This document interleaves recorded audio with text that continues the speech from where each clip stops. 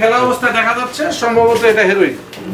হ্যাঁ, এটা ধীরে সুস্থে পলিথিনটা, হ্যাঁ খুবই দামি জিনিস। যদি এটা হেরোইন হয়, এটা আমরা সন্দেহ করতেছি, জোর সন্দেহ।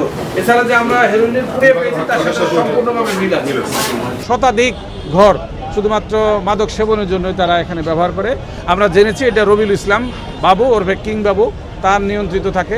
এর সাথে শাহাবুদ্দিন, দাবারুন, তারপরে সিদ্দিকুর রহমান ডুবলি, এই সকল লোকজন এই সকল ব্যবসা করে বলে সবসময় আমরা জানতে পারছি, কিন্তু তাদের হাতে নাতে ধরা যায় না।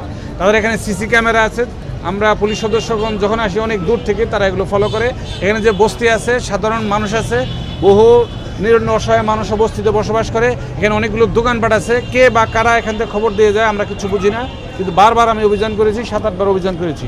আজকের অভিযানে চারদিক দিয়ে আমরা যখন ঘেরাও করি, প্রচুর সংখ্যক এই মাদক সেবীরা টিনের চালের উপরে উঠে যায়। 20-25 জনকে আমরা গ্রেপ্তার করেছি।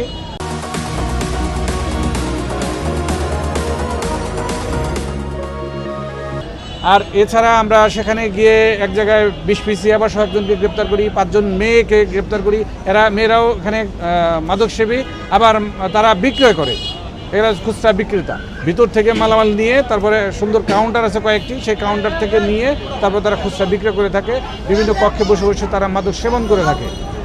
আমরা এই বিষয়টাকে বারবার যেহেতু অভিযান করছি, তারপর থামছে না। এখন থেকে আমরা এখানে এপিবিএন ফোর্স আমরা সহায়তা নিচ্ছি।